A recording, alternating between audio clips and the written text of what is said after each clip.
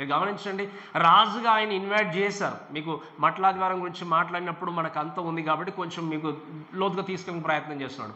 ఆ యొక్క రోజు దేవుణ్ణి స్తుతిస్తూ ఘనపరిచి ఆరాధించినటువంటి ఆ జనాంగము మీరు గమనిస్తే, మీరు ఆలోచన చేయండి, అదే ఆ జనాంగము వారే మళ్ళీ అక్కడ యేసుక్రీస్తును సిలువ వేయండి అని ఎందుకు పలికారు చెప్పండి? ఎందుకు వచ్చింది ఈ యొక్క మార్పు? ఎందుకు వచ్చింది? ఏమైనా వారు స్తుతించినటువంటి వ్యక్తి మారిపోయాడా? తన గుణ లక్షణాలు మారిపోయా? తన యొక్క మాట తీరు మారిపోయిందా? తను బోధించేటువంటి బోధ మారిపోయిందా? కానీ ఎవరిలో మార్పు వచ్చింది?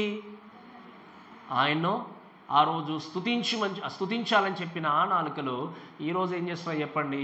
సిలువకు వేయండి అన్నారు. దీనికి కారణం ఏంటి అంటే, ఎందుకు ఈ చేంజెస్ వచ్చాయంటే మీరు గమనించిన దయచేసి దేవుని యొక్క వాక్యంలో బట్టి ఆలోచన చేస్తే, their words did not match their heart.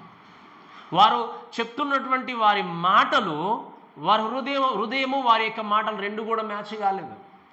అంటే ఏంటి? కేవలం వాళ్ళు బాహ్యంగా బయట మాత్రమే గట్టిగా దేవా హోసన్న జయమని స్తుతిస్తున్నారు, కానీ వారి హృదయము దూరంగా ఉంది. అందుకే మనము దేవుని యొక్క వాక్యాలు చూస్తే, దేవుని యొక్క వాక్యాన్ని బట్టి ఆలోచన చేసుకుంటూ ముందుకు వెళ్తే, చరిత్ర ప్రకారం కూడా చూసినా బిల్లీ గ్రామ్ గారు ఒకసారి మాట్లాడితే ఏమన్నారు అంటే, ఆయన ఈ ప్రపంచంలో ఉన్నటువంటి the greatest mission field is church అన్నాడు. ఆయన ఏమన్నాడు చెప్పండి? ఈ ప్రపంచంలో మనం ఎక్కడో వెళ్ళి సువార్త చేయడం కంటే ప్రైమరీ టాస్క్ ఏంటి అంటే చర్చ్ అన్నాడు ఆయన. అంటే ఏంటి? సంఘంలో ఒకవేళ వాక్యం మనకు తెలిసిన, వాక్యం గురించిన జ్ఞానం మనకున్నా, మాట్లాడే శక్తి ఉన్నా, ఏది ఉన్నా కూడా, నీ నోరు ఒకవేళ దేవుని స్తుతించడానికి సిద్ధపడినా కూడా నీ హృదయము దేవునితో సరిగా లేకపోతే నువ్వు చేసేటువంటి ఆరాధనను అర్పించేటువంటి స్తుతి అర్పణ అంతా కూడా అది వ్యర్థమైనది అనే విషయాన్ని తప్పకుండా ఏం చేయాలి? జ్ఞాపకం చేసుకోవాలి. వీరందరూ కూడా ఏం చేశారు? ఓసన్న జయము, ఓసన్న జయమని ఎంత గట్టిగా అరిశారు. కొంతమంది పరిసయ్యులు సద్దుకాయలు మాత్రము, మేము మాత్రము అరవము, మీ యొక్క జనులను సైలెంట్గా ఉంచండి అని చెప్పి యేసుక్రీస్తు అన్నప్పుడు యేసుక్రీస్తు అన్నాడు, వీళ్ళు సైలెంట్గా ఉంటే ఈ రాళ్ళు దేవుడు స్తుతిస్తాయన్నాడు. వీళ్ళు అంతగా దేవుని స్తుతించారు, కానీ అదే కమిట్మెంట్తో ముందుకు వెళ్ళలేకపోయారు. కాబట్టి ఈ సమయంలో దయచేసి ఎందుకు ఈ యొక్క స్థితిలో వాళ్ళు ఉన్నారు అంటే, they possess A casual not a committed faith. అంటే ఏంటి? సాధారణంగా లేదా ఏదో ఉద్దేశపూర్వకంగా కాకుండా క్యాజువల్గా ఏంటి అంటే విశ్వాస జీవితాన్ని చూపించారు, నమ్మకత్వాన్ని కనపరిచారు, కానీ నిబద్ధతతో కూడిన విశ్వాసాన్ని వాళ్ళు మాత్రము కలిగి ఉండలేదు. కమిటెడ్ ఫెయిత్ అనేది వాళ్ళ జీవితంలో లేదు. కేవలం సందర్భానుసారంగా అందరితో పాటు దేవుణ్ణి స్తుతించాలి అన్నటువంటి ఆలపనతో, ఆశతో ఉన్నారు, కానీ నిజమైనటువంటి కమిట్మెంట్తో హృదయపూర్వకంగా ఆరాధించే గుంపులో లేరు. ఈరోజు ఈ యొక్క వాక్యం వింటున్నప్పుడు ఏమిట్లారా, ఆ రోజు యేసుక్రీస్తు ఆర్భాటము వచ్చినప్పుడు దేవుణ్ణి స్తుతించినటువంటి నాలుకలు ఆయన సిలువకు వేయడానికి సిద్ధపడ్డప్పుడు ఆయన యొక్క సిచ్యువేషన్, ఆయన కొట్టిన స్థితిగతులు చూసి, ఆయన యొక్క పరిస్థితిని చూసి అదే నాలుక ఏం చేశారు? యేసుక్రీస్తుని సిలువకు వేయండి. ఈరోజు ఉన్నటువంటి ఎంతోమంది క్రైస్తవులు కూడా సందర్భానుసారంగా స్థితిగతులను బట్టి వారి నాలుకను, వారి యొక్క స్థుతిని, వారి యొక్క జీవితాల్ని మార్చుకునే వ్యక్తులు ఉన్నారు. మీరు గమనించండి ప్రేమైన దేవుళ్ళారా, దేవుడు కోరుకునేది పెదవులతో ఆరాధించాలని దేవుడు కోరుకోవట్లేదు, కానీ దేవునితో అన్నాడు చెప్పండి, ఆయన హృదయపూర్వకంగా దేవుణ్ణి ఆరాధించాలని కోరుకున్నాడు. ఈ లోకంలో మీరు గమనించండి, మానవులుగా మనం పెదవులను చూడొచ్చు, ఏ విధంగా ఆరాధిస్తున్నామని చూడొచ్చు, కానీ దేవుడు నీ హృదయాంతరంగాన్ని చూసే దేవుడు కాబట్టి హృదయం ఒకవేళ సరిగా లేకపోతే బాహ్యంగా ఎన్ని కనపరుచుకున్నా కూడా అదంతా కూడా వ్యర్థం అనే విషయం తప్పకుండా ఏం చేయాలి? గుర్తుపెట్టుకోవాలి. కాబట్టి ఈ కమిటెడ్ ఫెయిత్, నిబద్ధతతో కూడినటువంటి విషయాలు బట్టి ఒక 3 విషయాలు ఈ ఉదయకాలంలో మీకు జ్ఞాపకం చేస్తూ దేవుణ్ణి మనము తప్పకుండా నిబద్ధతతో కలిగినటువంటి విశ్వాస జీవితంతో మనం దేవుణ్ణి ఆరాధిస్తూ ఈ యొక్క పామ్ సండే రోజు మనం ముందుకు వెళ్ళడానికి మనం ప్రయత్నం చేద్దాం. కాబట్టి మొట్టమొదటిగా మనం చూస్తే దయచేసి దేవుని యొక్క వాక్యాలను గమనించినప్పుడు 38వ వచనం చదవండి దయచేసి. లూకా సువార్త 19వ అధ్యాయము 38వ వచనం.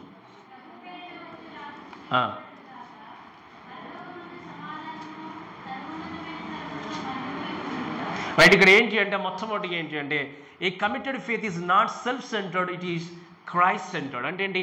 నిబద్ధతతో కూడినటువంటి ఈ విశ్వాస జీవితం అనేది మన స్వీయ లేకపోతే మన స్వప్రయోజనాలను ఆధారం చేసుకుని కేంద్రీకృతమైంది కాదు, కానీ యేసు క్రీస్తుని కేంద్రంగా చేసుకున్న విశ్వాసమే నిబద్ధతతో కూడినటువంటి విశ్వాసం. The committed faith is always not self-centered, but is always Christ-centered. అంటే ఏంటి? నీవు కలిగి ఉన్నటువంటి నిబద్ధతతో కూడినటువంటి విశ్వాసానికి కేంద్రము, ఆధారం ఎవరు చెప్పండి? దేవుడు, యేసుక్రీస్తు. మనము కాదు, మన యొక్క సర్ప్రైజ్నల్ కాదు, మన ఆలోచన విధానంగా, మనకు తోచిన విధంగా, మనకు నచ్చిన విధంగా నేను వెళ్ళాలి అంటే ఎవరికి నచ్చిన విధంగా వాళ్ళు జీవిస్తూ ముందుకు వెళ్తే వారి విశ్వాస జీవితంలో బలపడరు. విశ్వాసములుగా ఎదగాలి అంటే వాక్యం ఏం రాయబడింది చెప్పండి? ఎలా ఎదుగుతాం మన విశ్వాసంలో? వినుట వలన. దేని గురించి వినడం ద్వారా? యేసుక్రీస్తు గురించి వినడం ద్వారా. యేసుక్రీస్తుని గూర్చి వింటేనే మన జీవితంలో విశ్వాసం ఎదుగుతాం. నా యొక్క ఆలోచనలు విశ్వాసం ఎదిగింపజేయలేవు, మీ ఆలోచనలు విశ్వాసం ఎదిగింపజేయలేవు. మన జీవితంలో ఉన్నటువంటి క్రీస్తుని కేంద్ర బిందువుగా మనం చేసుకుంటూ ముందుకెళ్ళినప్పుడు దేవుణ్ణి మనం ఏం చేయగలము? ఆరాధించగలము. విశ్వాసంతో మన జీవితాన్ని కొనసాగించగలము. కాబట్టి ఇక్కడ గమనించండి, ఎందుకు ఇక్కడ ఉన్నటువంటి ఈ యొక్క ప్రజలు దేవుణ్ణి స్తుతించారంటే 2 కారణాలు చెప్తాను, వినండి. ఎందుకు ఆ రోజు దేవుణ్ణి అంతగా వాళ్ళు ఆరాధించారంటే there are 2 reasons. First reason ఏంటి అంటే బికాస్ ఆఫ్ మిరాకల్స్.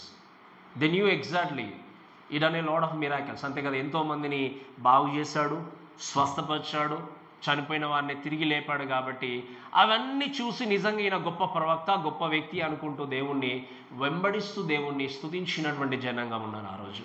రెండవ కారణం ఏంటి అంటే they saw Jesus A way to be politically deliverer from the Roman empire. అంటే ఏంటి అంటే యేసు క్రీస్తు అక్కడ ఆ కాలంలో యూదులందరూ కూడా, లేకపోతే అక్కడ ఉన్నటువంటి ఆ జనులందరూ కూడా రోమా సామ్రాజ్యపు అధికారంలో ఉన్నారు. అంతే కదా, ఎవరు పరిపాలిస్తున్నారు చెప్పండి? అప్పుడు ఆ కాలంలో రోమా సామ్రాజ్యంలో వాళ్ళు ఉన్నారు.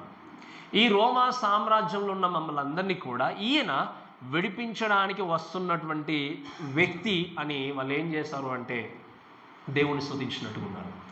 ఈ 2 రీజన్స్, ఇక 2 రీజన్స్ బట్టి ఏం చేశారంటే దేవుణ్ణి గణపరచడానికి, దేవుణ్ణి మహిమపరుస్తూ దేవుణ్ణి స్తుతించినటువంటి వ్యక్తులు ఉన్నారు. కానీ ఇక్కడ దయచేసి గమనించాల్సింది ఏంటి అంటే దేవుణ్ణి స్తుతించినటువంటి వీళ్ళే ఏం చేశారు చెప్పండి? దయచేసి మత్తయి సువార్త 27వ అధ్యాయము 25వ వచనం చూడండి ఒకసారి. మత్తయి సువార్త 27వ అధ్యాయము 25వ వచనం.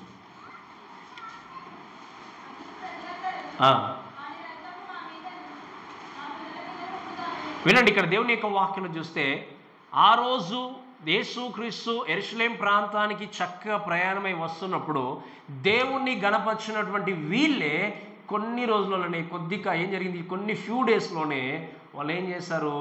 ఆ యొక్క మీరు గమనించండి, ఎక్కడున్నాడు యేసుక్రీస్తు వీళ్ళు స్తుతించినప్పుడు? గాడిద మీద కూర్చుండి చక్కగా వస్తున్నప్పుడు వీళ్ళు ఏం చేశారు? హోసన్నా చేయమన్నారు. ఆ గురువారం రాత్రి అని తీసుకెళ్ళిన తర్వాత సిలువకు వేయమని అరిచేటువంటి టైంలో యేసుక్రీస్తు ఎలా ఉన్నాడు చెప్పండి? ఆయన్ను కొట్టారు, హింసించారు. బలహీనంగా ఉండి దేహమంతా రక్తముతో ఉన్నప్పుడు నిలబడిన క్రీస్తుని చూసి ఈయనను సిలువేయండి. గాడిద మీద కూర్చున్నప్పుడు హోసన్నా అన్నటువంటి జనాంగము రక్తముతో, ఆయన రక్తసిక్తమైనటువంటి దేహముతో అక్కడ నిలబడ్డప్పుడు కోర్టు హాల్లో ఆయన చూసి ఏమన్నా చెప్పండి? ఈయనను సిలువేయండి. వీరి యొక్క విశ్వాసం ఏంటి అంటే ఇట్స్ ఆల్ అబౌట్ మీ. అంటే ఏంటి? పరిస్థితులను బట్టి వాళ్ళ యొక్క విశ్వాస జీవితం అనేది చేంజ్ అవుతుంది.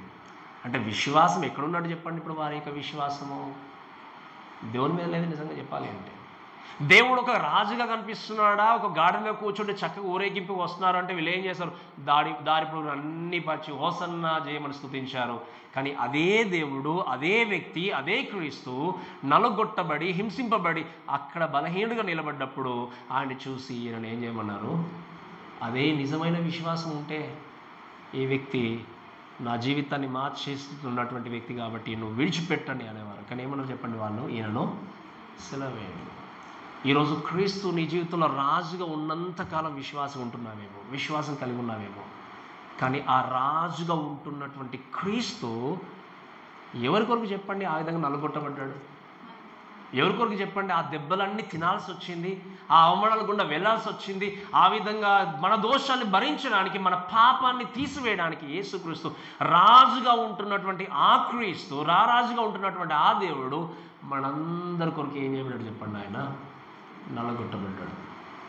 ఈరోజు ఎంతోమంది కూడా వారి జీవితాల్లో సందర్భాలను బట్టి, అవకాశాలను బట్టి మారిపోయి ఇట్స్ ఆల్ అబౌట్ మీ నా యొక్క స్వప్రయోజనం అని చెప్పి మీరు గమనించిన ప్రమాణం ఏం బిడ్డారా, మీ స్వప్రయోజనాల్ని కేంద్రంగా చేసుకొని ఉండే విశ్వాసం ఎప్పుడు నిజమైన విశ్వాసము కానేరదు.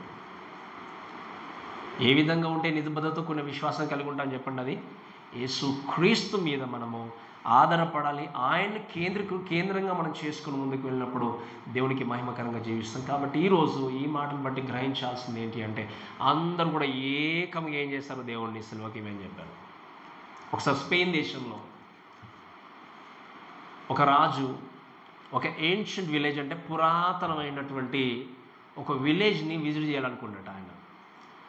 ఆ విలేజ్కి, ఆ గ్రామానికి దాదాపుగా 1000 సంవత్సరాల వరకు ఏ రాజు కూడా రాలేదట, ఎందుకంటే మారుమూల గ్రామం.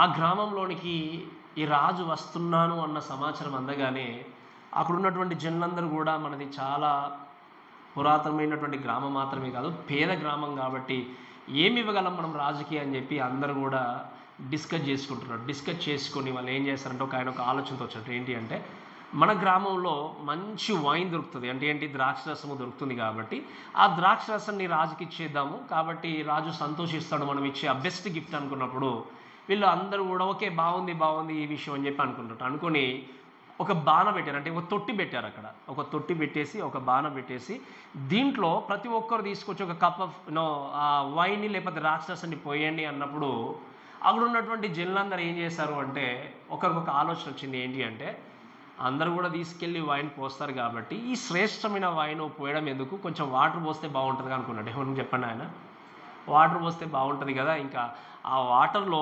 ఇంతమంది అక్కడ ద్రాక్షరసాన్ని పోసినప్పుడు నా ఒక్క కప్పు వాటర్ పోస్తే ఎలా గుర్తెరుగుతారు, రాజు గుర్తెరగలేడు కదా, వాటర్ కలిసిందని చెప్పలేడు కదా అనుకున్నాడు ఒక ఆయన. సరే అయిపోయింది. ప్రొద్దున అందరూ వచ్చారు, అందరు పోసారు, వెళ్ళిపోయారు. ఇక రాజు రాగానే ద బెస్ట్గా ఇది మా యొక్క వైన్ అని చెప్పి ఏమైనా కప్పు ముంచి ఇచ్చేసాడు. రాజుకి ఇచ్చిన తర్వాత ఆయన తీసుకొని చూసి తాగిన వెంటనే దాంట్లో ఏమున్నాయి చెప్పండి, మొత్తము నీళ్ళే ఉన్నాయి. అంటే ఒక వ్యక్తి ఏమనుకున్నాడు, అందరూ ఎలాగైనా ద్రాక్షరసం తీసుకొస్తారు, నేను ఒక్కొన్ని వెళ్ళి వాటర్ పోస్తే ప్రాబ్లం ఏం లేదు కదా అనుకున్నాడు. కానీ అందరూ ఆలోచనలు ఎలా ఉన్నాయి, అందరూ కూడా వాటర్ తీసుకొచ్చి పోస్తారు. ఏకముగా ఏంది, అందుకే వాక్యం చూస్తే ఒక మాట ఉంది, మనం అందరూ కూడా ఏకముగా పనికి మాలిన వారైన ఉంది వాక్యం. తెలుసా ఈ మాట ఏమంటాడు చెప్పండి, రోమీ పత్రికలో అందరూ కూడా పనికి మాలిన వారై ఏకముగా అందరూ కూడా దారి తప్పిపోతున్నారు అని అంటాడు యేసుక్రీస్తు. దేవుని యొక్క వాక్యం చూస్తే రోమిలకు రాసిన పత్రికలు దయచేసి గమనించండి. ఈరోజు ఈ మాటలు వింటున్న వ్యక్తులు కూడా ఏకముగా అందరూ కూడా గుంపులో ఉండి హోసన్నా జయమని స్తుతించినటువంటి ఆ నాలుక, ఆ యొక్క వ్యక్తులు ఈరోజు ఏం చేస్తారు చెప్పండి, ఏకముగా కూడి ఈ వ్యక్తిని ఏం చేయండి, సిలువకి వేయండి అని చెప్పి మాట ఏమన్నారు చెప్పండి. అప్పుడు పిలాతు చూసి ఏమన్నాడు అంటే, ఈయన యందు నాకు ఏ నేరమో కనబట్ట. తన భార్య ఏం చెప్పింది చెప్పండి, ఆయన యందు నువ్వు ఏమాత్రం కూడా పాపం మూట కట్టుకోకూడదు అనుకున్నప్పుడు పిలాతు ఏమన్నాడు, నేను ఈయన యందు నాకు ఏ నేరం కనబడలేదు అన్నప్పుడు, ఈ రక్తం నేను చిందించడానికి నాకు ఇష్టం లేదు అన్నప్పుడు వాళ్ళు ఏమన్నారు చెప్పండి, ఆయన రక్తము, ఆయన కూడా కాదు ఏమంటారు చెప్పండి వాక్యంలో, వాడి రక్తం అంటారు వాళ్ళు. మనం మత్తయి సువార్తలో చూస్తే వాడి రక్తము మా మీదను మా పిల్లల మీదను ఉండనివ్వండి, నీ పని జరిగించండి అన్నప్పుడు ఆయన తీర్పు తీర్చి చేతులు కట్టుకొని వెళ్ళిపోయినట్టుగా చూస్తాం. వీళ్ళు ఏం చేస్తారు చెప్పండి, మాది మాది మాది అనుకుంటున్నారు. కాబట్టి ఈరోజు గమనించాల్సింది ఏంటి అంటే, దయచేసి ప్రేమలో ఏమి సందర్భానుసారంగా బట్టి వీళ్ళ జీవితంలో నిబద్ధతతో కూడిన విశ్వాసాన్ని క్రీస్తు మీద పెట్టలేదు. వాళ్ళ జీవితానికి సప్రయోజనంగా ఉండేది. అందుకనే సంఘమైన దేవుణ్ణి ఆరాధించాలనుకున్న క్రైస్తవ జీవితం అనేది మనల్ని మనం సంతోషపరచుకోవడం కాదు. నేను చెప్పినప్పుడు మీకు అర్థమైంది కదమ్మా, మన కంఫర్ట్ జోన్లో ఉండడం కాదు. ఓకే నాకు నచ్చినట్టే ఉంటాను సంఘంలో, నాకు వాక్యంతో పని లేదు అంటే నువ్వు దేవుణ్ణి నిబద్ధత కూడిన విశ్వాసంలో నువ్వు లేవు. నీకు నచ్చినట్టుగా ఉండే జీవితం కాదు క్రైస్తవ జీవితం. క్రీస్తుకు నచ్చినట్టుగా ఉండే జీవితమే క్రైస్తవ జీవితం. నాకు నచ్చినట్టుగా నేను జీవిస్తే నేను ఇంకేమైపోతాను చెప్పండి, ఇక దేవుడు నాకెందుకు అవసరం? నేను పాపిని కనుక, నేను నిజంగా పనికిరాని వ్యక్తిని కాబట్టి, యోగ్యత లేని వ్యక్తిని కాబట్టి, నా జీవితాన్ని ప్రతి క్షణము సరి చేసేటువంటి క్రీస్తు నాకు కావాలి, ప్రతి సెకండ్ కావాలి, ప్రతి మినిట్ నాకు కావాలి. నేను పరిశుద్ధుని చెప్పుకునేటువంటి ప్రతి వ్యక్తి కూడా నిజమైన పాపి. ఈరోజు ఈ వాక్యం ప్రేమలో ఏం బిడ్డలారా, సెల్ఫ్గా మనల్ని మనము మన విశ్వాస జీవితాన్ని మన క్రియలను బట్టి మనం ఏం చేయలేము నిర్మించుకోలేం. కాబట్టి ఈ ఉదయకాల సమయంలో మనం చేయాల్సింది ఏంటంటే, ఆ రోజు వాళ్ళు బెస్ట్ వైన్ అని చెప్పేసి వాటి ఇచ్చేస్తారు. But today the best thing you can give to your God ఏంటంటే యువర్ లైఫ్. నువ్వేం చేయొచ్చు చెప్పండి? ఆ బెస్ట్ అనుకున్న దాన్ని నీ జీవితంలో దేవుడికి ఇవ్వాలి, శ్రేష్టమైన దాన్ని ఇవ్వాలి అంటే నువ్వు ఇవ్వాల్సింది ఏంటో తెలుసా? నీ హృదయాన్ని దేవుడికి ఇచ్చేసేయాలి. ఎందుకంటే నీ కొరకే కదా యేసుక్రీస్తు ఈ బాధ అంతా అనుభవిస్తుంది. మీరు నన్ను అందరూ ఓసన్నా చేయమంటారు, కానీ క్రీస్తుకు మాత్రమే తెలుసు దేని కొరకు వెళ్తున్నాడు ఆయన అక్కడికి. ఎందుకు వెళ్తున్నాడు చెప్పండి? యెరూషలేం ప్రాంతానికి. దాని తర్వాత మీరు వాక్యాలు చదువుకుంటే మీకు తెలుస్తుంది ఏంటంటే, యెరూషలేం ప్రాంతాన్ని చూసి ఆయన కన్నీరు కార్చుకుంటూ ఏడ్చినట్టుగా చూస్తాం వాక్యంలో. అందరూ ఓసన్నా చేయమంటున్నారు, కానీ ఆయనకు మాత్రమే తెలుసు ఆయన మరణించడానికి వెళ్తున్నాడు, ఎంతో శ్రమలో ఆయన పొందుకొనబోతున్నాడు అని. ఈరోజు నీ కొరకే కదా ఆయన శ్రమ పడింది, నీ కొరకే కదా ఆయన నలుగొట్టబడింది, నీ కొరకే కదా తన సర్వస్వాన్ని త్యాగం చేసి తన ప్రాణాన్ని అర్పించింది. కానీ ఈరోజు నీవు ఆయన హృదయపూర్వకంగా ఆరాధించలేని వ్యక్తిగా ఉంటున్నావు, ఆయన హృదయపూర్వకంగా గణపరచలేని వ్యక్తిగా ఉంటున్నావు. ఆయనకు తగినటువంటి సమయాన్ని కేటాయించి, ప్రభా ఇదిగో నా జీవితము, నా జీవితాన్ని మీకు ఇచ్చేస్తున్నాను ప్రభు అని ఇవ్వకుండా ఆల్ అబౌట్ మీ అనుకుంటూ సెల్ఫ్ సాటిస్ఫాక్షన్ కోసం బ్రతికితే ఆ బ్రతికేటువంటి క్రైస్తవ జీవితం ఎప్పుడు కూడా దేవుణ్ణి సంతోషపెట్టదు. అందుకే నిజమైన క్రైస్తవ జీవితం అనేది క్రీస్తును సంతోషపరిచే క్రైస్తవ జీవితం. ఎవరిని చెప్పండి? ఎవరిని సంతోషపరిచే క్రైస్తవ జీవితము? క్రీస్తును సంతోషపరిచే క్రైస్తవ జీవితం. క్రీస్తును సంతోషపరిచే క్రైస్తవ జీవితం నువ్వు కొనసాగిస్తే క్రీస్తును ప్రేమించే వ్యక్తి నేను ఖచ్చితంగా ప్రేమిస్తాను. నువ్వు క్రీస్తు కొరకు జీవించి చూడు, క్రీస్తు కొరకు చక్కగా బ్రతికి చూడు, క్రీస్తు కొరకు చక్కని జీవితాన్ని కొనసాగిస్తే క్రీస్తును ప్రేమించే అనేక మంది నిన్ను ఖచ్చితంగా ప్రేమిస్తారు. ఎవరైతే క్రీస్తును ప్రేమించిన వ్యక్తులు నువ్వు శత్రువు కనబడవచ్చు, కానీ ఈరోజు ఈ మాటలు వింటున్న వ్యక్తులుగా దయచేసి గమనించాల్సింది ఏంటి అంటే, నిబద్ధతతో కూడినటువంటి విశ్వాసం అనేది యేసు క్రీస్తుని కేంద్రంగా చేసుకుని మనం ఏం చేయాలి? కొనసాగించే వ్యక్తులు ఉన్నాడు. కాబట్టి మనం అందరం చేయాల్సింది ఏంటి అంటే, మన జీవితాన్ని క్రీస్తుకు సమర్పించి ఆయన మహిమ కొరకు మనం జీవించినప్పుడే ఆయన త్యాగానికి అర్థం అనేది ఉంది. రెండో విషయం చూద్దాం, దయచేసి చూడండి. మొట్టమొదటి, not only committed faith is not a self centred but it is a Christ centred. Second thing ఏంటి అంటే, a committed faith is relationship driven. అంటే ఏంటి అంటే, ఈ నిబద్ధతతో కూడినటువంటి ఈ విశ్వాసం అనేది సంబంధముతో కొనసాగేది లేదా నడవగలిగేది. అంటే ఏంటిది అర్థము? ఈ కమిటెడ్ ఫెయిత్ అనేది ఆలోచన చేసినప్పుడు సంబంధాన్ని కలిగి ఉంటేనే ఏం జరుగుతుంది చెప్పండి? అది నడుస్తూ ముందుకు వెళ్తుంది. లేదా నీ జీవితంలో విశ్వాసం ఎదిగే వ్యక్తి ఉంటావు. సంబంధాన్ని కలిగి ఉండకపోతే నిబద్ధతతో కూడిన విశ్వాస జీవితంలో ఎదగలేవు. ఈ మాటను బట్టి చూస్తే దయచేసి మీరు గమనించండి. ఫర్ ద మూమెంట్ ఆ రోజు గాడిద పైన యేసుక్రీస్తు నడుచుకుంటూ వెళ్తున్నటువంటి టైంలో అక్కడ ఉన్నటువంటి వ్యక్తులందరూ కూడా చేసిన విషయం ఏంటి అంటే, ఒక ట్రెండ్ అంటాం కదా. ఇప్పుడు మనం ఏమంటామంటే, జనరేషన్లో ఒక ట్రెండ్ నడుస్తుంది ఇప్పుడు అంటాం, అంతే కదా. ఇక ట్రెండ్ ఫాలో చేసుకుంటూ వెళ్ళిపోతుంటారు జనాలు ఏదైనా కానీ. అక్కడ కూడా ఒక ట్రెండీ లాగా ఏం చేస్తారు? ట్రెండ్ ఫాలో చేస్తున్న విధంగా ఎందుకు స్తుతిస్తున్నామో తెలియకుండా అందరితో పాటు అందరూ కూడా ఏం చేశారు? ఓసన్నా జయం అని చెప్పి గట్టిగా స్తుతించారు. ఇంకా 36వ వచనం చూడండి ఒకసారి ఒక మాట దయచేసి. లూకా సువార్త 19వ అధ్యాయం 36వ వచనం.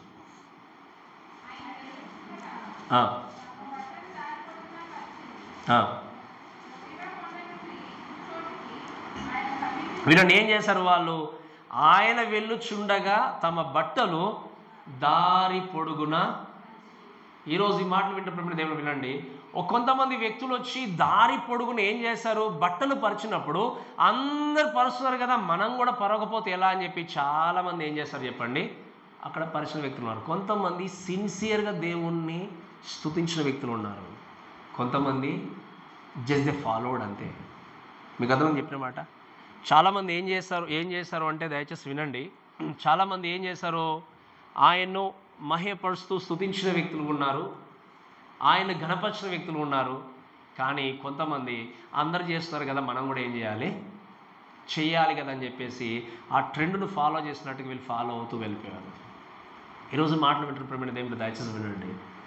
వీళ్ళు ఆ విధంగా ఉన్నటువంటి ఈ వ్యక్తులు మీరు చూడండి, ఆ రోజు మట్టల ఆదివారానికి ఆయన సిద్ధపడుతూ వెళ్తున్నటువంటి టైంలో ఈ యొక్క గాడిద పైన వెళ్తున్నటువంటి క్రీస్తుని ఓసన్న జయమని స్తుతించి ఏం చేస్తారంటే ఒక హీరోలాగా చూసారు యేసుక్రీస్తుని. ఏం చేస్తారు చెప్పండి? ఒక హీరోలాగా, ఒక నిజంగా మా జీవితాన్ని మార్చే వ్యక్తిగా చూసి, ఆయన రాజుగా చూసి స్తుతించిన ఆ నాలుకలు నెక్స్ట్ ఫ్యూ డేస్లో ఏం చేస్తారు చెప్పండి, వాళ్ళు యేసుక్రీస్తుని సిలువకు వేయమని చెప్పారు. ఒక మాట చదవడం చూడండి దయచేసి. ఇదే దేవుని యొక్క వాక్యంలో చూస్తే మత్తయి సువార్త 27వ అధ్యాయము దయచేసి 20వ వచనం చదవండి.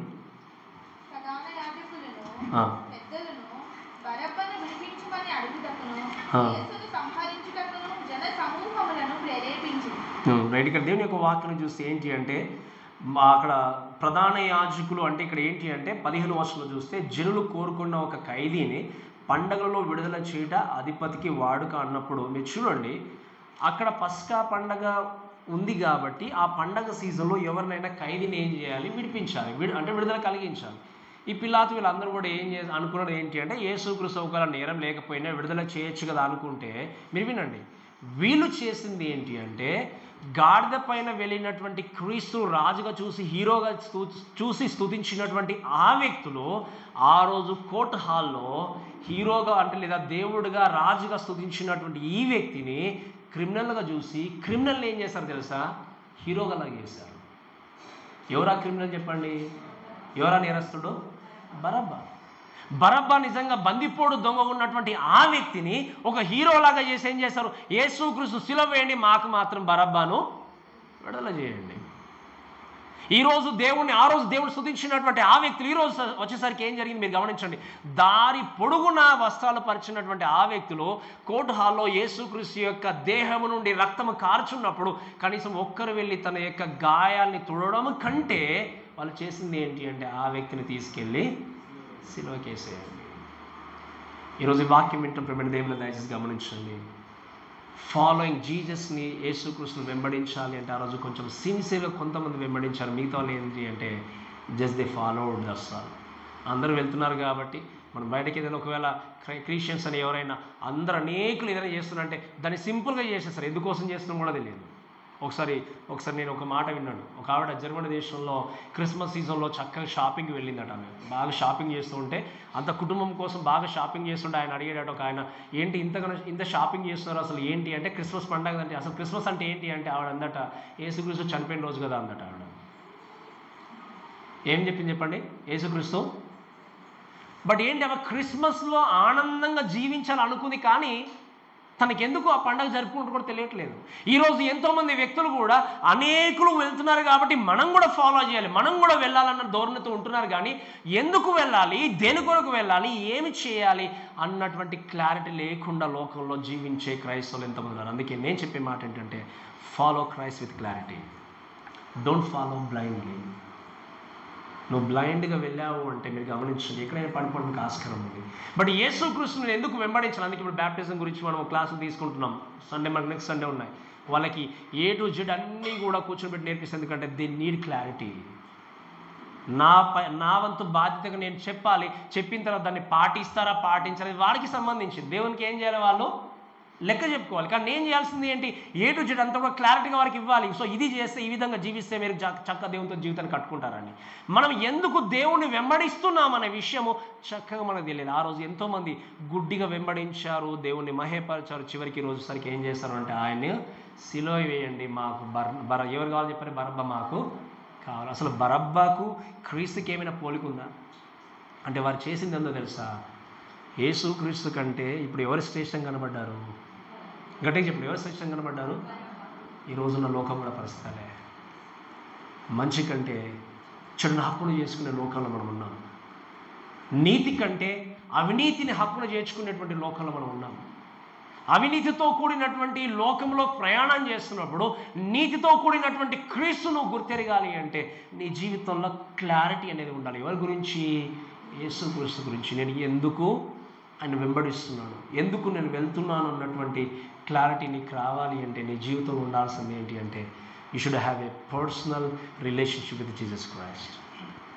ఏమన్నా చెప్పండి, నువ్వు యేసుక్రీస్తుతో మీకు వ్యక్తిగత సంబంధం ఉండాలి. అందుకే నేను గమనించాను, నేను ఎప్పుడు ఒక మాట చెప్తాను, ఈ లోకంలో మనకి ఎన్ని సమస్యలు వచ్చినా, శోధనలు వచ్చినా, ఏదైనా ఒక నిర్ణయం తీసుకోవాలనుకున్నా కూడా అకస్మాత్తుగా అందరినీ సంప్రదించి పరిగెత్తి అన్నీ కూడా బాహ్యంగా మనం కనపరుచుకోవడం కంటే ఎప్పుడైనా పని జరిగించడానికంటే ముందు మీరు ఇంట్లోకి వెళ్ళి మోకాళ్ళు వేసి ఎప్పుడైనా ఒక 10-15 minutes ఒక హాఫ్ అన్ అవర్ ప్రార్థన చేసి దేవుని అడిగారా? ప్రభా ఈ పని నేను ప్రారంభించాలనుకుంటే ఇది సరైందా కాదా, ఇక్కడ నేను వెళ్ళాలనుకుంటే ఇది సరైందా కాదా, ఈ విధంగా ఈ జాబ్ కొరకు నేను వెళ్ళాలనుకుంటున్నా, లేకపోతే ఈ పని జరిగించాలనుకుంటున్నానని చెప్పి బాహ్యంగా నీకు నువ్వు నిర్ణయం తీసుకుని వెళ్ళడం కంటే నువ్వు దేవుని యొక్క పాదాల చెంత కూర్చుండి ఎప్పుడైనా నువ్వు దేవుని సన్నిధిలో ప్రార్థన చేసావు. నువ్వు ప్రార్థన చేసే వ్యక్తిగా నీవు ఉంటే నీ దేవుని యొక్క వ్యక్తిగతంగా నువ్వు ఆయన అర్థం చేసుకొని ఆయనతో సంబంధం నువ్వు ఏం చేస్తావు చెప్పండి, నిర్మించుకుంటావు. ఇలా వ్యక్తిగతంగా సంబంధాన్ని నిర్మించుకునేటువంటి వ్యక్తి దేవుని ఏం చేస్తాడు, నిబద్ధత కలిగినటువంటి విశ్వాసంతో దేవుని ఏం చేస్తాడు, వెంబడిస్తాడు. ఏదో అందరూ వెళ్తున్నారు కాబట్టి నేను కూడా వెళ్ళాలి, అందరూ ఆరాధన చేస్తున్నప్పుడు నేను కూడా ఆరాధించాలి అన్నట్టుగా వారిని చూసి గుంపులో పరిగెత్తే వ్యక్తులుగా ఉండకుండా నేను ఎందుకోసం వెళ్తున్నాను అన్నటువంటి స్థితిలో నువ్వు దేవుణ్ణి ఆరాధించినప్పుడు దేవుని కొరకు సాక్షి నిలబడతావు. బైబిల్లో మీరు అంతా గమనించండి, దేవుని కొరకు నిలబడ్డటువంటి వ్యక్తులందరూ కూడా ఒంటరిగానే మిగిలిపోయారు చివరికి. మీకు అర్థమైంది కదా, గుంపులుగా చాలామంది వెళ్ళి దేవుని కొరకు సోల్స్ విన్ చేసినటువంటి సందర్భాల కంటే దేవుని కొరకు నిలబడి చివరికి వారి జీవితాలు ఒంటరిగా మిగిలిపోయి దేవుని కొరకు వాళ్ళు సాక్షిగా బ్రతికినట్టు చూస్తాం. ఎందుకు తెలుసా, వారికి తెలుసు క్రీస్తుని ఎలా వెంబడించాలి. ఈరోజు నువ్వు క్రీస్తును క్లారిటీతో, అంటే చాలా స్పష్టంగా సరైనటువంటి క్లారిటీ కలిగి నువ్వు వెంబడిస్తున్నప్పుడు నేను 10 మంది ఫాలో చేయకపోయినా పర్లేదు. రిమెంబర్, నువ్వు ఎవరిని ఫాలో చేస్తున్నావు అది తెలుసుకోవాలి. మనం ఈరోజు ఎక్కడ ఉన్నటువంటి ఈ జనాంగము ఈ క్లారిటీ అనేది లేదు కాబట్టి యేసుక్రీస్తుని ఏం చేస్తారు చెప్పండి, ఏం చేశారు, శిలువకు అప్పగించారు. ఈరోజు ఉన్నటువంటి ఎంతోమంది వ్యక్తులు కూడా మనం హెబ్రేయులకు రాసిన పత్రికలో చూస్తాం, మీరు చేస్తున్నటువంటి ప్రతి విధమైనటువంటి దేవునికి వ్యతిరేకమైనటువంటి పాప క్రియల ద్వారా యేసుక్రీస్తుని ఏం చేస్తున్నారు, మీరు బాహాటముగా మరలా సిలువకి అప్పగిస్తున్నారు. మీరు మనందరము చేసేటువంటి ప్రతి విధమైనటువంటి పాపాన్ని బట్టి యేసుక్రీస్తుని మరలా ఏం చేస్తున్నామో సిలువకి వేస్తున్నాం. ఆ రోజు యూదులు ఏం చేశారంటే తెలియక దేవుణ్ణి సిలువకేశారు. ఈరోజు చెప్పండి, ఈరోజు ఏం చేస్తున్నాం, చాలామంది తెలిసి వాక్యము తెలిసి అన్నీ తెలిసి కానీ పాటించడానికి మనం ప్రయత్నం చేయట్లేదు. మన కంఫర్ట్ జోన్ మనం వదులుకోవట్లేదు. మనం ఉన్నటువంటి ఈ యొక్క కంఫర్ట్ జోన్ బయటకు వచ్చి దేవుని కొరకు జీవిస్తూ దేవుని కొరకు బ్రతకడానికి, దేవుని కొరకు జీవించడానికి మనం ప్రయత్నం చేయట్లేదు. కాబట్టి దయచేసి వినండి ప్రేమ దేవులారా, following Jesus with clarity is very very important. కాబట్టి నిబద్ధతతో కూడిన విశ్వాసం అనేది వ్యక్తిగత సంబంధాన్ని కలిగి ఉన్నప్పుడే మనం ఆ కమిటెడ్ ఫెయిత్ని మనం ఏం చేస్తామో కలిగి ఉండి ముందుకు వెళ్తాం. ఇంకా 3వ మాట చెప్పి నేను ముగిస్తాను చూడండి దయచేసి. 3వ మాట మనం చూస్తే దేవుని యొక్క వాక్యంలో the third thing, committed faith is not blocked by our personal trials and crisis. అంటే ఏంటి అంటే ఈ నిబద్ధతతో అంటే ఏంటి మీరు గమనించండి, మన వ్యక్తిగతమైనటువంటి సంక్షోభాలు లేకపోతే మన జీవితంలో సంభవించేటువంటి కష్టాలన్నీ కూడా మన జీవితంలో ఉండేటువంటి నిబద్ధతతో కూడినటువంటి విశ్వాసాన్ని ఎప్పుడు కూడా నిరోధించడానికి వీల్లేదు. అంటే నీ జీవితంలో వచ్చేటువంటి సంక్షోభాలు కానీ కష్టాలు కానీ బాధలు కానీ నీవు విశ్వాస జీవితంలో ఎదుగుతున్నప్పుడు వాటికి అడ్డుబండలుగా కానీ వాటిని నిరోధించే విధంగా ఒకవేళ ఆ విశ్వాసం ఉంది అంటే అది నిజంగా కమిటెడ్ ఫెయిత్ అనేది కానే కాదు. అంటే ఇంకా క్లియర్గా చెప్పాలి అంటే కష్టాలు వచ్చినప్పుడు ఒకలాగా జీవించడము, కష్టాలు లేనప్పుడు ఇంకోలాగా జీవిస్తున్నాం అంటే అది కమిటెడ్ ఫెయిత్ అనేది కానే కాదు. నిబద్ధతతో కూడినటువంటి విశ్వాసము కానే కాదు. కాబట్టి ఈ యొక్క మాటను బట్టి దయచేసి మనము చూస్తే దేవుని యొక్క వాక్యం చూస్తే పామ్ సండే రోజు, మట్ల ఆదివారం రోజు మీరు గమనించాల్సిన విషయం ఏంటి అంటే దేవర్ ఈజీలీ ఆఫర్ ఏ ప్రైజ్. వాళ్ళు ఏం చేస్తారు చెప్పండి, చాలా ఈజీగా ఓసన్నా చేయమని చెప్పి స్తుతించినప్పుడు కొంతమంది పరిశీలన వచ్చి వాళ్ళు చెప్పారు, బోధకుడా మీ యొక్క జనాంగాన్ని మీ శిష్యులని 60 మంది చెప్పినప్పుడు వాళ్ళు అన్నారు ఏంటి, అది యేసుక్రీస్తు అన్నాడు ఏంటి అంటే వాళ్ళు ఒకవేళ ఆగిపోతే ఈ రాళ్ళు అంటే ఏంటి, మెజారిటీ ఏముంది అక్కడ చెప్పండి. అప్పుడు ఆ రోజు దేవుని స్తుతించే గుంపు ఉంది అంతే కదా, మెజారిటీ అంతా కూడా దేవుని స్తుతిస్తున్నారు కాబట్టి ఏ వ్యక్తి వెళ్ళి కూడా హోసన్నా చేయమంటే ఎవరు కూడా మిమ్మల్ని ఏమన్నారు. It is very easy to praise Jesus on that day, but what about on Friday? అంతే కదా చెప్పినప్పుడు మీకు అర్థమే కదా. ఆ రోజు గుంపున్నారు కాబట్టి చాలా ఈజీగా దేవుని స్తుతించగలిగారు. కానీ ఆ రోజు శుక్రవారం రోజు లేదా యేసుక్రీస్తు సిలువకు వేస్తున్నటువంటి రోజు పరిస్థితి ఏంటి మీరు గమనించండి. పెద్ద పెద్ద క్రూసెడ్స్ కానీ పెద్ద మీటింగ్స్ కానీ వెళ్ళి అందరితో పాటు దేవుని స్తుతించి దేవునికి స్తోత్రము హల్లెలూయా అంటే అందరం కూడా హల్లెలూయా అని చెప్పి అంత పెద్ద పెద్ద మీటింగ్లో మనం చెప్పొచ్చు. కానీ సువార్తకు అడ్డుగండగా ఉన్నప్పుడు లేదా వాక్యం ప్రకటించకూడదు అన్నప్పుడు మన చుట్టూ భయానకర పరిస్థితులు ఉన్నప్పుడు నేను దేవుడి కోసం బ్రతుకుతానని చెప్పేటువంటి వ్యక్తులు దేవుడికి కావాలి. అందుకే చెప్పాను ఆ యొక్క రోజు అంటే ఏంటి, పామ్ సండే లేకపోతే యేసుక్రీస్తు ఆ రోజు గాడిని నడుచుకుంటూ వస్తున్నటువంటి రోజు, వెళ్తున్నటువంటి రోజు ఈజీగా దేవుణ్ణి స్తుతించారు. కానీ అదే పని ఫ్రైడే చేయాలి అంటే లైఫే రిస్క్లో, అంతే కదా.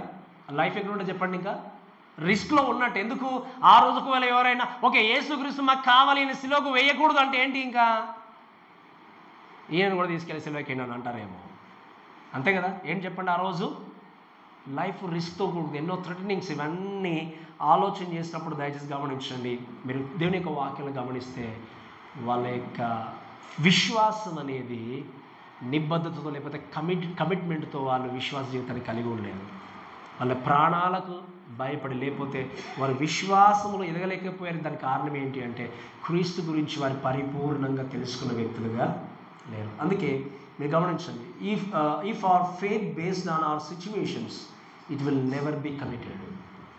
మన యొక్క విశ్వాసం అనేది పరిస్థితుల మీద ఆధారపడినట్టయితే అది ఎప్పుడు కూడా నిబద్ధతతో కూడినటువంటి విశ్వాసం ఎప్పుడు కూడా ఉండాలి. అంటే అర్థం ఏంటి,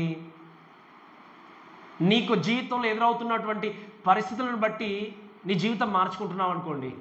అందుకే కొంతమంది వ్యక్తులను చూస్తాం మనం, ఈవెన్ క్రైస్తవ లోకంలో కూడా ఏ వ్యక్తితో ఎలా మాట్లాడో వాళ్ళకి బాగా తెలుసు. మీ దగ్గరకు వచ్చి ఒకలాగా మాట్లాడతారు, ఇంకో దగ్గర వచ్చి ఇంకో దగ్గర మాట్లాడతారంటే ఇక మనం వాళ్ళని ఏమంటామంటే కొన్నిసార్లు ఈ ఊసరి వెళ్ళి తత్వం ఉంది అంటాం అటువంటి వ్యక్తులు. అంటే they knows exactly how to change their way of speaking, there way of behaviour.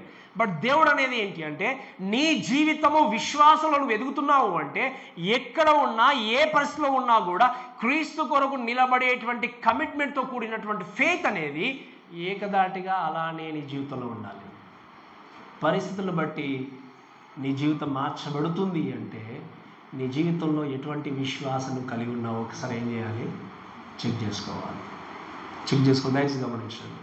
సంఘంలో మనం ఉన్నప్పుడు ఎంత నమ్మకంగా దేవుని స్తుతిస్తామో, ఎంత నమ్మకంగా ఆరాధిస్తామో, ఎంత నమ్మకంగా వాక్యాన్ని వింటామో, బయటకు వెళ్ళిన తర్వాత కూడా అదే నమ్మకంగా నేను క్రైస్తవుడిని అన్నటువంటి విషయాన్ని ఇతరులతో పంచుకోవడానికి కానీ లేకపోతే నీకు ఎన్ని శోధనలు వచ్చినా కూడా ఇతరులతో నిలబడడానికి నువ్వు ప్రయత్నం చేస్తావు అనేది చాలా ప్రాముఖ్యమైనది.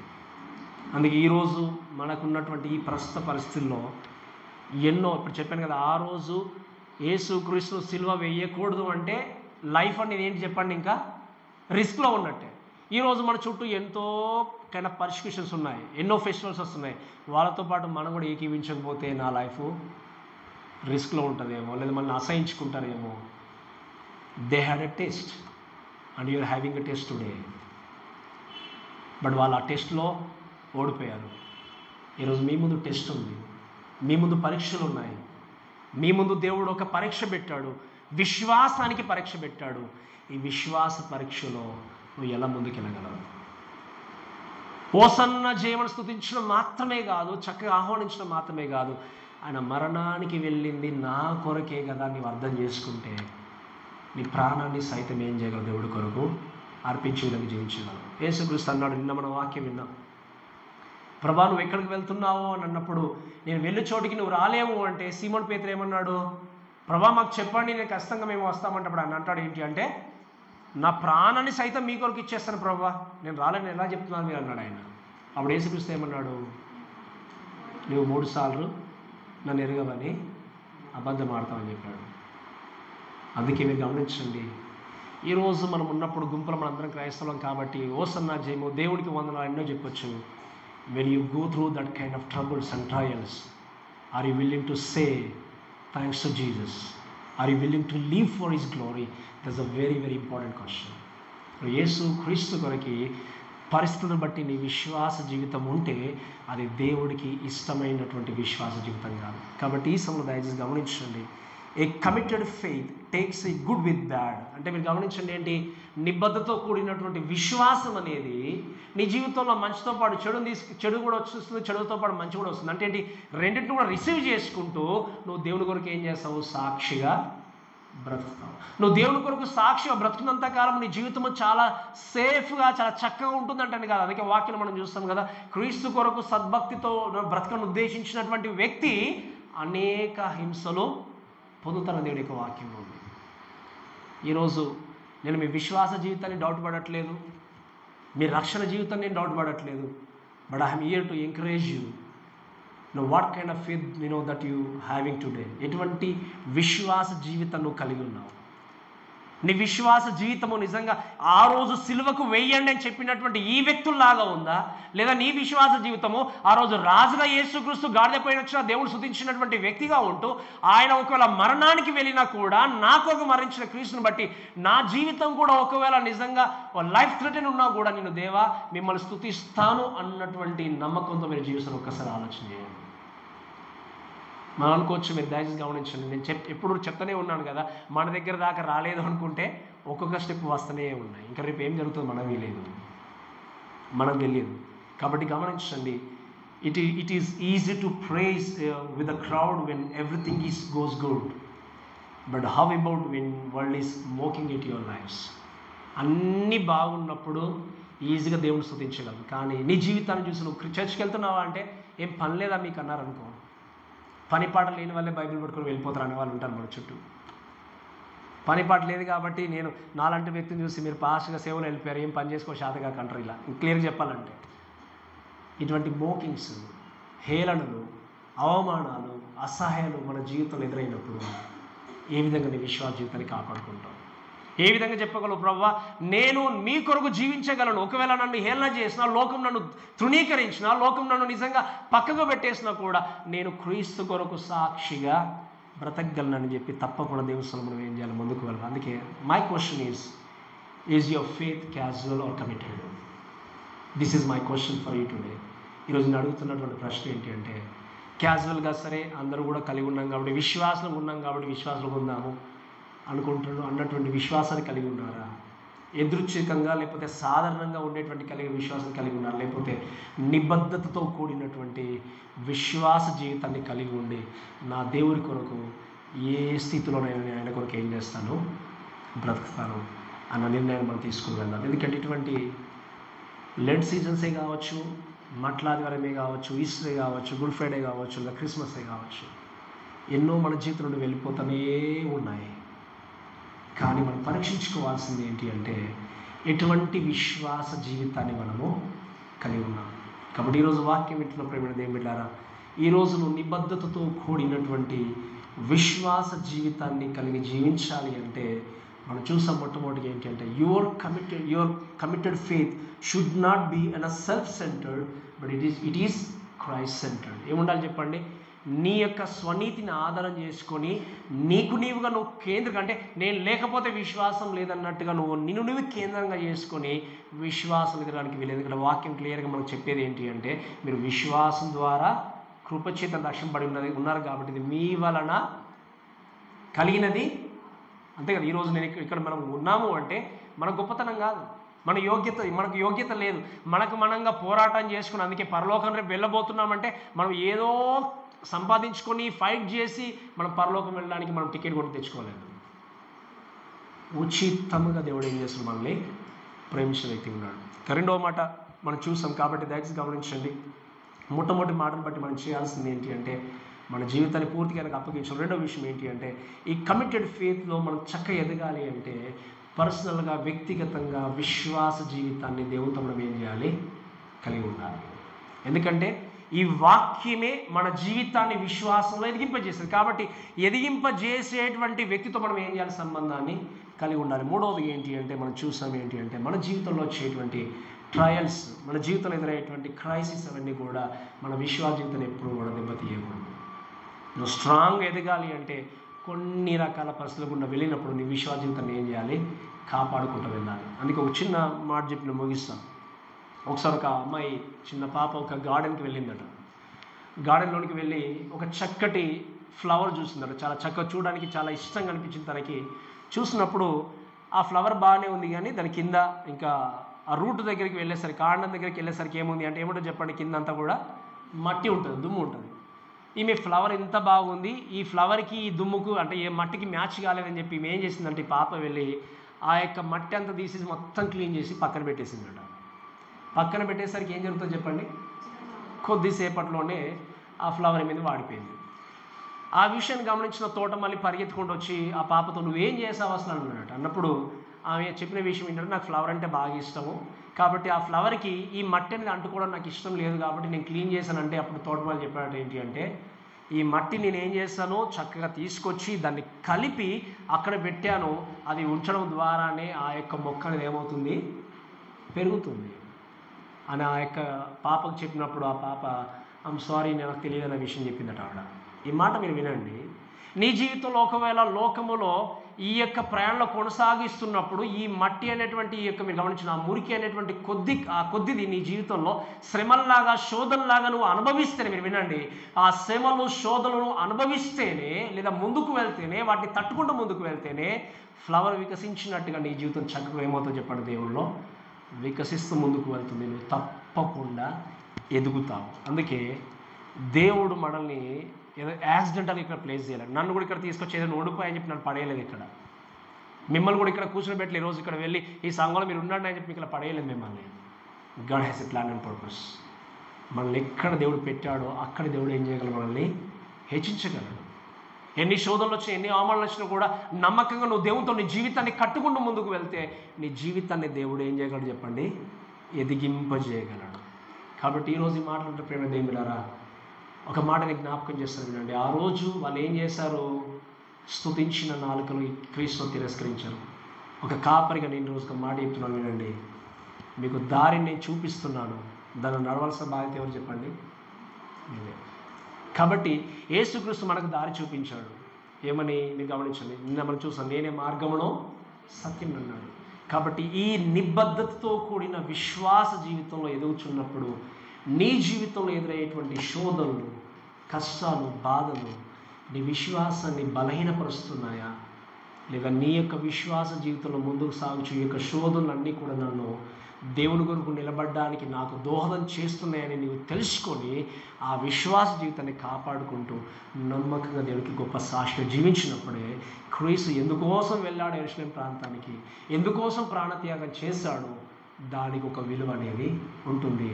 అన్నిటికంటే ప్రాముఖ్యంగా క్రీస్తు నీ కొరకు ప్రాణం పెట్టాడు, నీ కొరకు తన జీవితాన్ని అర్పించాడు. ఈ విషయం ఎరిగినటువంటి వ్యక్తులుగా మరి ఏ ఉదయకాల సమయంలో వాక్యం విన్న వ్యక్తులంగా మనము నిబద్ధతతో కూడిన విశ్వాస జీవితాన్ని కలిగి ఉండి మన జీవితాన్ని ఆయనకు అర్పించి ఆయన కొరకు నమ్మకంగా జీవిస్తూ ఆయన మహిమపరిచే వ్యక్తులు ఉన్నాం. కాబట్టి మాటలను మనల్ని దేవుడు దీవించి ఆస్వాదించును గాక. ఆమేన్.